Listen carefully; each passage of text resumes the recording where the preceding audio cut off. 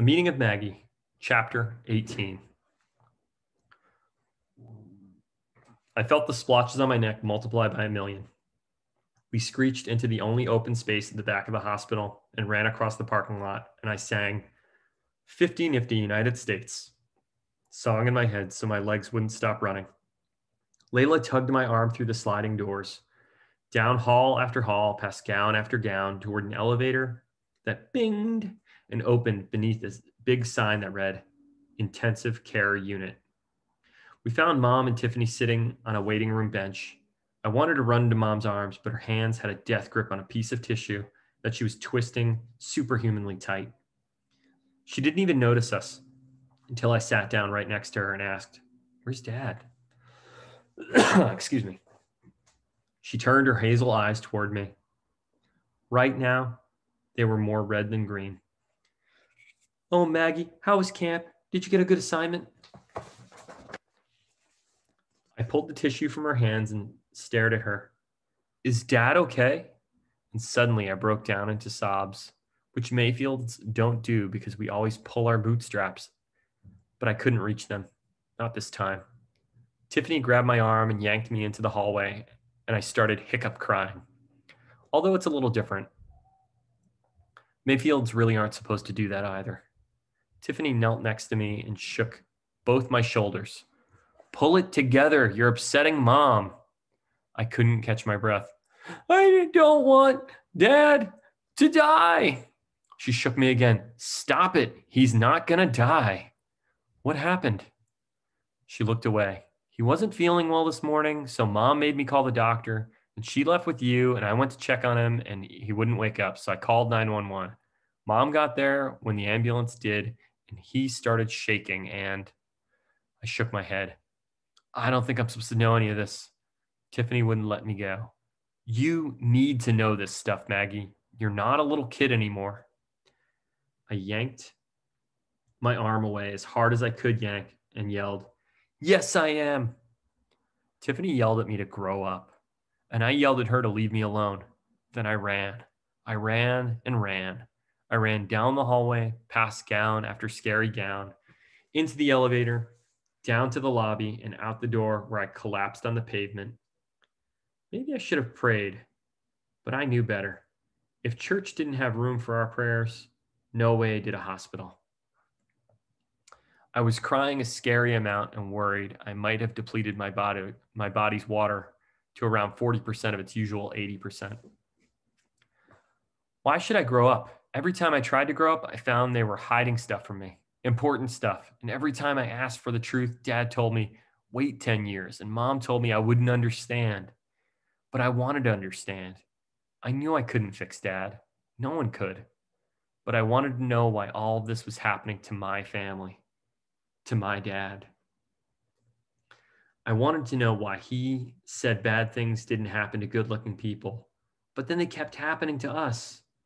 I wanted to know why every time they convinced me something wasn't a big deal, it turned into an even bigger deal. I wanted to know if things would have been different if I had been there.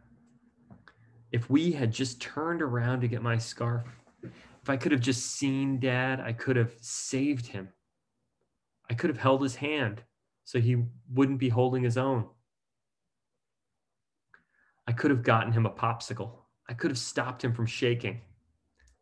I started hyperventilating. I tried to stand up, but I fell back to my knees. And then someone picked me up. Mom carried me like she used to when I fell asleep in the car. She put my arms around her neck like I was 5 years old again. She sat me down on a bench, and then she knelt in front of me and pushed my tear-soaked hair out of my hot face. I tried to talk, but she just whispered, "Shh, shh." Finally, I calmed down enough to ask, "Is Dad okay?" "Still haven't heard anything." "Would you tell me if you had?" "I'm going to tell you a story." "Did I ever tell you about my mom?" She hadn't. I knew she died when Mom was really little, so I'd never asked her. I don't know why. I guess to me, she just hadn't really existed. I shook my head no, and she went on. My mom was tall like Tiffany and kind like Layla and smart just like you. And she made dinner every night. She sat on the porch while I caught fireflies. And she read me bedtime stories when I was 8 when she died. And I was 8 when she died. And my childhood was over. My dad didn't know how to cook and clean, so I learned how to do it. I did my homework and then did the housework. I made my first Thanksgiving dinner when I was 9. I was a grown up before my time, and I didn't realize how much fun being young could be until I met your father. He just kind of lit up my life, and we went on adventures. And that's what I want for you, Maggie. I want you to have adventures. I want you to squeeze every ounce out of the time you have right now. I didn't know what to say, which was weird because I always had something to say. She scooted right next to me. Your dad is sick, very sick, but he's going to get better. And when he does, you're going to have a Maggie birthday do-over. I squeezed her tight. I didn't want a birthday do-over. I wanted my dad. We went back up to the waiting room where it was minus 100 degrees. I nuzzled in close to Mom's side again because it's warm there, because her body functioned at a temperature higher than most adults, because she had more to do than anyone else. She winked at my sisters. You know your father, he loves making a scene. One might say a spectacle. But don't worry, girls, everything's going to be okay. I felt safe next to her molten side, and I believed her. I believed her because when Mom said everything was going to be fine, then everything would be fine because Mom did everything 100%, which meant her promises were 100%, at least from now on. Mom reached into her bag and dug in for a few seconds. When she found she was looking for, she presented it in a big ta-da. It was my scarf. I wrapped it around my neck. It was in the car. You must have left it in there when we went to see the fireworks. She was right. She was always right. She kept the scarf promise 100%, which made me believe her even more that Dad would be okay. The next couple of hours were the longest hours in the history of hours. Mom was the only one allowed to see Dad, and she would disappear for a few minutes and then come back, and then disappear into the bathroom for a few minutes and then come back with a new tissue to twist even tighter. And each time she'd say, "Nothing new yet." I couldn't get comfortable in the waiting room because the chairs were made of rocks covered in ugly mauve fabric. I tried to read a magazine, but they were all at least 3 months old, and I tried to watch TV, but they were all reruns. I swore the whole place felt like it was on pause, including us. Nothing could happen until Dad was okay. Layla and Tiffany were anxiously bouncing their legs up and down. If Dad had been there, he would have said, "Turn your motors off." But Dad wasn't there. He was in a hospital room, all alone, wearing a gown we all knew he'd hate because cool dudes don't wear dresses. That's not true. I listened to the clock tick, then talk, and we just kind of sat there in silence, waiting for someone to tell us something. Other families filed in and out in varying degrees of upset, but none of them stayed as long as we did, because no one loved anyone as much as we loved Dad. Tiffany got up and paced in the hall, and Mom disappeared to the bathroom again, and Layla and I just sat there in our most silent of silence. I hadn't been alone. I hadn't been alone with her since the car, and before that, I hadn't been alone with her since my student of the month breakfast. She looked really worried, like more worried than the rest of us. I felt we could both use a laugh, so I finally broke the silence. "Man, I could really use a cigarette." Gross. She laughed and sniffed. "What?" "I don't know. That's what they say in the movies when something really intense is happening." Layla shook her head. "In what movie does that happen, Maggie?" "I can't think of one exactly, but I swear I've heard it before. Maybe I read it in a book, like something that they would say in The Great Gatsby." I gave myself a 1920s gangster accent and said, Yeah, you see, doll, I could really use a cigarette." Layla laughed again and then tried not to. "We shouldn't be laughing." "Why not?" "Because this is scary." "Why are you so scared? You know more than the rest of us." She came over and sat next to me, and I immediately felt weird. Layla never voluntarily sat next to me. Even at the dinner table, my chair was always way on the other end. Plus, I was scared she'd smell her perfume, which I had sprayed all over my body before we left the house. I know you're upset with mom and dad for not telling you everything that's been going on. Her eyes welled with tears. But I swear, as much as you wish you knew more, I double wish I knew less. You know how in Sleeping Beauty, the prince kisses the princess and she wakes up? Well, at least I hear that's how it's happened. I don't like seeing kissing, so I always look away at that part. But that's kind of how I felt when Layla said what she did. A kiss didn't shake me out of sleep. Her words did. And I hadn't even realized I'd been asleep, metaphorically sleeping, figuratively in the dark about one huge thing. All that was happening wasn't just happening to me. It was happening to all five of us. And all of us were scared and all of us were confused and none of us knew what was going to happen next. But that didn't stop Layla from taking care of dad every morning and being mom when mom didn't have time to be mom. And it didn't stop mom from working so hard, so much, both at work and at home. And while Tiffany was mostly a jerk, at the same time, she was mostly brave, especially for calling 911 when she did. And dad, geez, dad, he was fighting with all of his might, not just for him, but for all of us. I realized I hadn't been alone in my mission. All five of us were trying to fix dad. At that moment, mom burst back through the doors.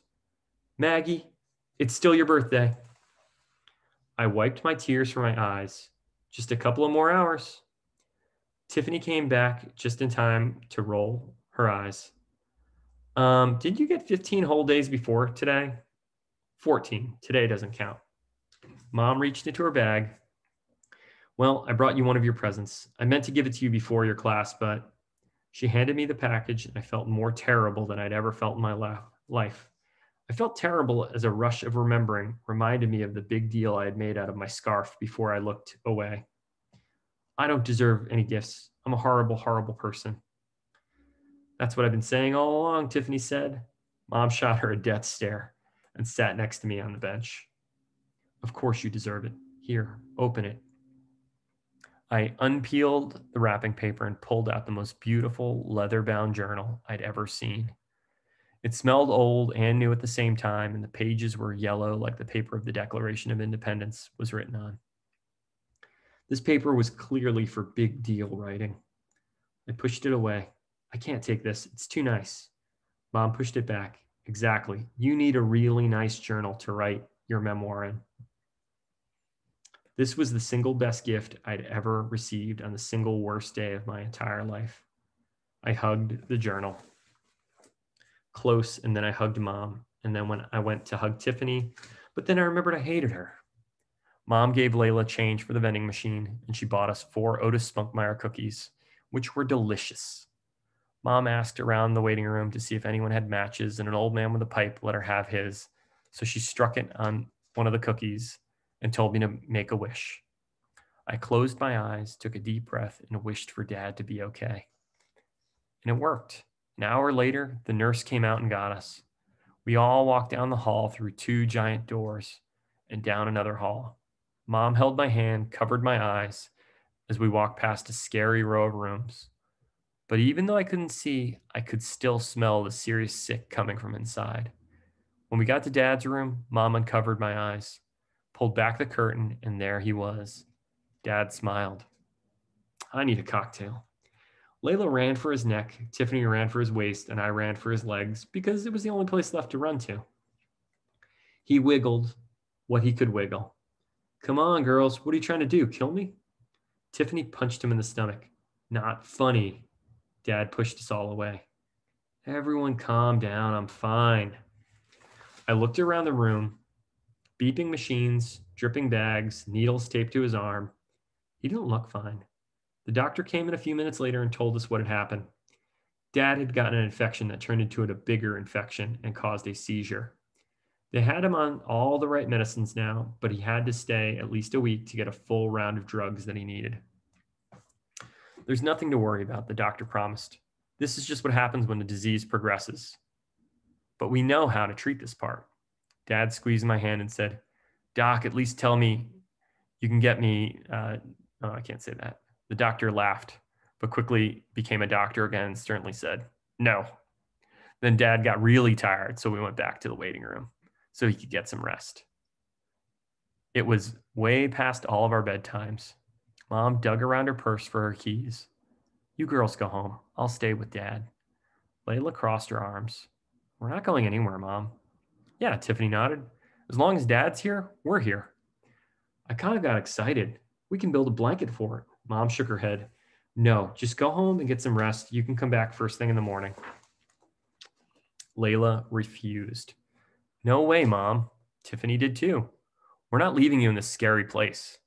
Yeah, lady, I said. We're like the Five Musketeers.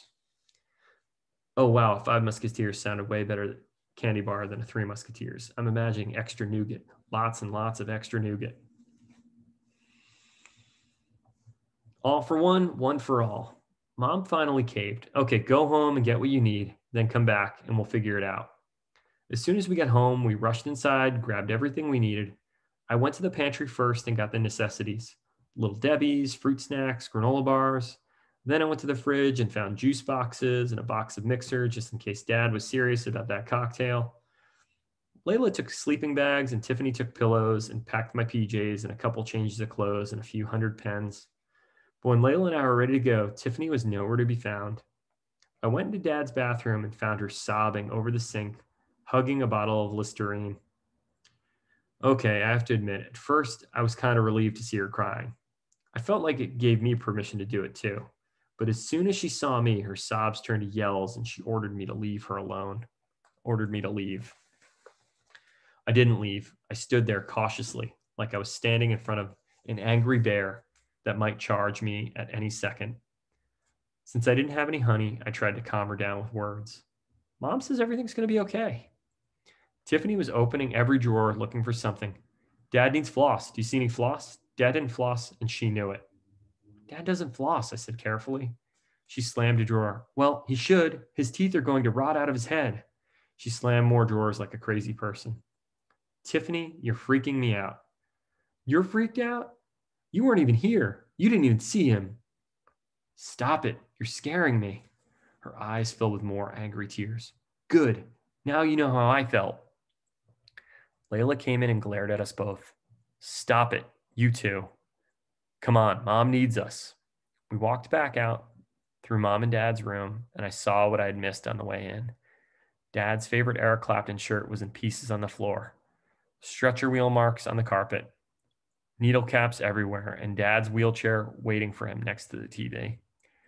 Layla told us to get to the car, so we got in the car. Tiffany immediately began fixing her makeup in the mirror. Layla is taking this big sister thing way too far. No kidding, I agreed. She's not the boss of us. And just like that, Tiffany and I were back to neutral ground until the next masking tape line was drawn down the middle of our room. 5 minutes later, Layla appeared carrying Dad's fold-up wheelchair and a giant bag of Hershey's Kisses. And not to be mean, but she had crazy in her eyes. Tiffany rolled down her window. What are you doing? Layla opened the back door and crammed the chair and the Kisses next to me. Dad's going to need his chair eventually, and he loves Hershey Kisses. I leave 3 for him to have after lunch every day. Tiffany shook her head. Well, it's a good thing you're bringing 3,000 then. I laughed. Tiffany's meanness was actually pretty entertaining when it wasn't directed at me. We rode back to the hospital in silence. Tiffany hugged Dad's Listerine bottle while I sat as still as possible, not able to move a muscle of Dad's chair. I couldn't even reach the Hershey's Kisses. Back in the waiting room, Mom had built us a blanket fort on the floor and was asleep in Dad's room in the chair next to his bed. Tiffany stretched out her giraffe legs and fell asleep almost instantly. I thought of the disaster in Mom and Dad's room and hoped she was going to dream about something good, like being crowned homecoming queen or prom queen or whatever kind of queen hot girls get crowned in high school. Layla fell asleep next. It's weird seeing her because even in her sleep, she looked perfect. And she didn't look crazy or scared, not even a little.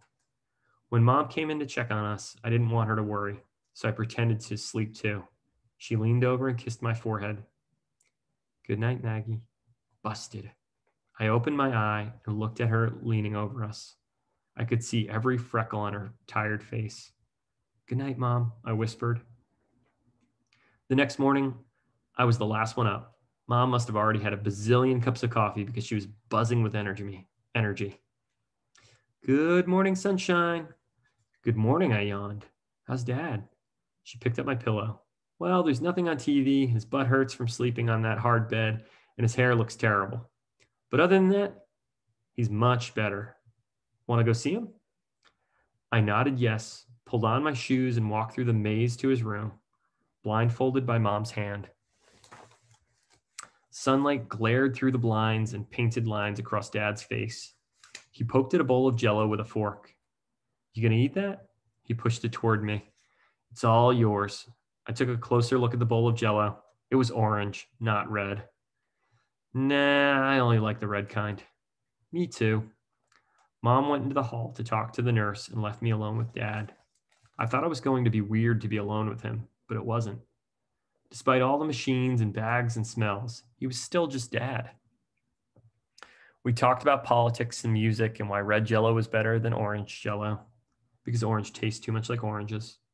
And then Mom reappeared with my book bag. Your sisters and I are going down to the cafeteria. Want to come? I almost said yes until I saw Dad's face. He looked so down, and I knew I couldn't leave him alone, even if I was dying for some red Jell-O. He'd been alone in that cold and terrible room long enough. So I stayed and made myself comfortable in the world's most uncomfortable chair. When I took out my new leather journal, Dad smiled.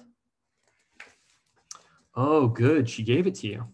You know, I picked that out myself. I turned back the cover on the first page and wrote my name. Did you really pick it out? Actually, your mother did, but it was my idea. I gave him a look. Was it really your idea? No, but your mother gets credit for everything. He laughed his cool guy laugh that usually made me feel better. But right then, it didn't feel better, which I didn't understand because if Dad was feeling better, then so should I. Right? I wasn't sick. I didn't have scary things in my arms and nose, but I felt terrible. I felt lost. Dad looked different to me now. Sure, his face was the same, just with more stubble. His eyes were still blue, just a little less bright. But he was hard to recognize, and not just because he wasn't wearing a rock and roll t-shirt. Dad had always said he was an adventurer, a dreamer, which made his new state of sick all the more terrible. It was like he was a free spirit who was no longer free. I felt like begging him to tell me everything that was going to be okay, that he was going to be okay. I needed to hear it from him. I needed to know he was going to be there for every single important thing I needed. I needed him to hear my speech at high school as high school valedictorian, where I planned on quoting Abraham Lincoln and Neil Young. 65. Always bear in mind your own resolution to succeed is more important than any one thing. 66. That really deep thing he said about burning out, not fading away. I needed him to be there for every single victory, every single prize, whether it be Nobel, Pulitzer, or Cracker Jack. I needed my dad back, the adventurer, the dreamer, the free spirit. He cleared his throat. Hey, Mags. I looked up at him and he took a deep breath. Every single blanket piled on top of him rose and fell with his words. I'm really sorry. I thought about yelling, but I didn't. I thought about crying, but I couldn't. I thought about running away, but honestly, I was sick of running. I thought about thinking and how I needed to do more of it. Even if that seemed impossible because I already thought so much, but I needed to change my thought trajectory to get closer to how I could help Dad and Mom and Layla and maybe even Tiffany. And all that thinking led to one thought. Fixing Dad didn't have to just mean curing him. Fixing Dad could mean a million things. And right now, It meant I should just be here for him, even though I was so many adjectives like scared, sad, confused, tired, and yes, even hungry. I should be one more adjective. I should be brave. So I stood and pulled up my bootstraps. I reached up to him and wrapped my scarf around his neck. And then I said to him with 4 words I so desperately wanted to say to me, Dad, it's going to be okay. His face was confident, even though his voice was shaking. It's definitely going to be okay, Mags. The rush of hospital cold hit my neck, and I went back to the chair and back to the open book waiting for me.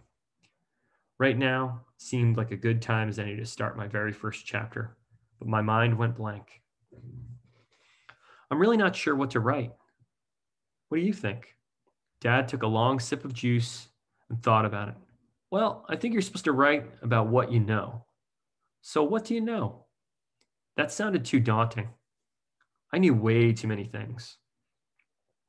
It would be impossible to narrow them down. I held the book for a minute and thought about it. What would you write about? He gathered all of his thoughts and thoughtfully said, I'll tell you in 10 years. I pictured what he would be like in 10 years from that moment. I was going to know so much about Dad that I could write a whole book just about him. I would know all of his inside jokes, and I would know what the hippies wrote in shaving cream on his car on his wedding day. And I would know every single Neil Young song, even the B-sides, bootlegs, and rarities. I would know so many other things, and he would finally tell me in 10 years. But right now, I could only write what I knew right now. So I uncapped my pen and wrote the first thing that popped in my head. Beep, beep, beep. My dad won't stop beeping. All right. And before I finish this off, I'm going to go to the acknowledgments of this book. Acknowledgments. My mother's a big believer in thank yous, so here we go. Thank you to my super agent, Marietta Zacher, for seeing something in the story long before there was anything to see. I'm not sure why the universe spun you in my direction, but I'm so very grateful she did. I look forward to sharing many more stories with you wrapped in red ribbons. Thank you for my big deal editor, Jeannie CEO, for pushing me with all of her might. You make me unbelievably nervous, which makes me work harder, dig deeper, and eat snacks I shouldn't. Thank you for being unmerciful. Thank you, Taylor Norman, for being my Crow family. Our comic connection is strong, and hopefully, even after you reach the very top, you can still hear me cacaing from down below. And thank you, Amelia Mack and Anja Mulder, for putting all your talent, gumption, and goodwill into our cover. I think they're the artists. Thank you, Julie Romies, for first bringing me into the Chronicle family. That's the publisher. And thank you to the Chronicle family for making me one of your very own. 682nd Street definitely houses more talented brains and eyeballs this side of the galaxy. Thank you to my family for letting me tell our story. Thank you to my mom. You're terrible at cutting bangs, but you're an incredibly cool, strong, courageous, and beautiful woman. I hope I am just like you when I grow up. Thank you to my sister, Raina, for answering my desperate phone calls. You're always so encouraging and helpful, even when your children are screaming in the background. I totally get why you're Dad's favorite. Thank you to my sister, Allison, for paying me $10 every time you skip school. We could not have been more different. And not just well, can't say that. But I love you, no matter how many times you lock me out of our room. Thank you to my brave husband, Ted. You always said I would fall head over heels in love with you after this book was finally finished. But truth is, I've been madly in love with you since you sat on the floor of Mr. Elegant's gallery and showed me your Micro Machines collection so many moons ago. I've just been playing it cool ever since. I look forward to a lifetime of pizza eating contests with you. Thank you to my dear and bearded friend, Rob Calabro, who gave me the gumption to collect my memories into something more. You're truly the most talented person I know. I would hate you if I didn't admire you so much. Thank you, Alexa. Well, for every single thing. It's official. You're the nicest. Thank you, Cindy Harville, for scoring the soundtrack to the book and the life that inspired it. And my warmest gratitude to the handful of friends and family who have read this story along the way. I will return the favor with hugs and milkshakes, except for the Shermer. I owe you pie. And Julie, I owe you frozen yogurt. And Jess, I owe you cheese. And finally, thank you to my dad. While you live on in Ty Lane, Mac, Brady, Drew, and hopefully many more grandchildren to come. Your incredible fight lives on in these pages. I miss you. I love you. I hope that one day we will once again be watching the Wonder Years together, sharing Oreos. You get the cream side. The end.